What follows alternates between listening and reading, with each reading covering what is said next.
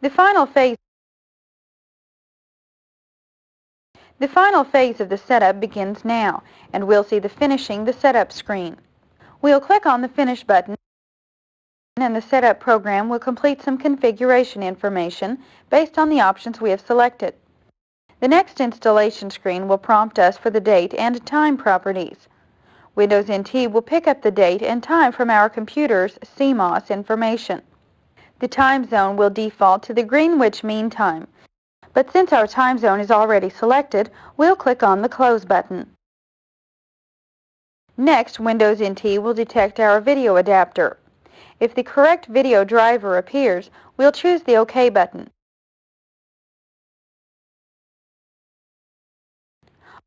We'll click on the Test button to test our display. This process will take about 5 seconds. Windows NT will ask us, "Did you see the test bitmap properly?" If the display is correct, we'll select the Yes button and click on the OK button to close the display setting window. Windows NT will now complete copying the NT system files. When the file copy is completed, we will be prompted to insert another floppy disk. This will become our emergency repair disk. We'll insert the formatted floppy disk into our A drive and click on the Next button. Finally, we'll reboot the computer, and Windows NT Server is now installed.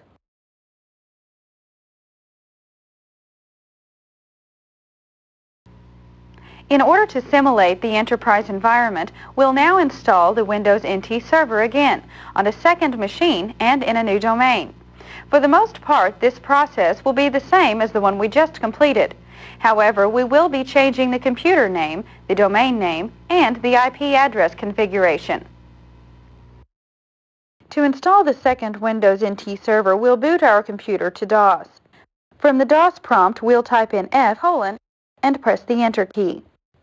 Now type CD space i386 and press the Enter key. In the i386 subdirectory, type WinNT and press Enter.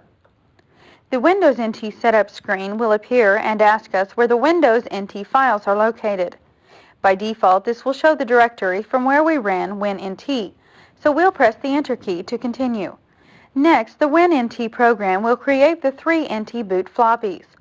We'll use 3 high-density formatted diskettes during this step. The NT boot floppies will be used to start the installation and provide the storage device drivers for our computer. After the floppies have been created, the Windows NT Server setup disk number 1 will already be in the floppy drive, and all we'll need to do is press the Enter key to reboot the system. The computer will boot to the Windows NT setup screen. Then it will take a few minutes to load the necessary setup files. When prompted, we'll insert the Windows NT Server setup disk number 2. At this point, more files will be copied and the Windows NT kernel will be loaded. The Welcome to Setup screen will appear, and to continue setting up the Windows NT Server, we'll press the Enter key. Windows NT will now attempt to detect our mass storage devices. We'll press the Enter key to continue. Then, when prompted, we'll insert the Windows NT Server setup disk number 3 and press the Enter key. We'll see a list of any storage devices the setup program has recognized in our computer. If this list is correct, we'll press the Enter key. At this point, the installation program will install the drivers for the Windows NT supported file systems, including FAT and NTFS, and the appropriate device drivers for our computer. Then the license agreement will appear on screen. We'll press the F8 key to accept it. The next screen will display what hardware and software components have been detected on our computer. The list should include the computer, a standard PC, the display, set to auto detect, the keyboard, an XT, AT or enhanced, the keyboard layout, US, and the pointing device, a Microsoft serial mouse. If this information matches what is on our computer and no changes need to be made, we'll press the Enter key.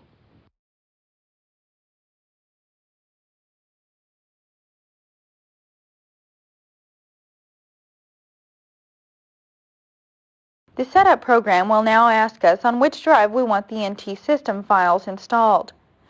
We'll choose the C drive partition and press the Enter key. The next screen will ask us how to partition the drive. We'll select Leave the current file system intact, No changes, and press the Enter key. The location where we'll install the NT server is /WinNT, so we'll press the Enter key to continue. The NT server setup screen will display a notice that the setup program is examining our hard disk for corruption. We'll press the Enter key and the NT server setup program will now copy some files. This process may take a few minutes.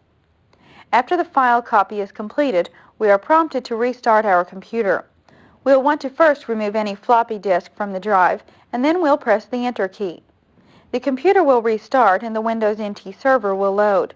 While NT is loading, the Check Disk utility will automatically check our partitions. The Windows NT setup screen will appear next.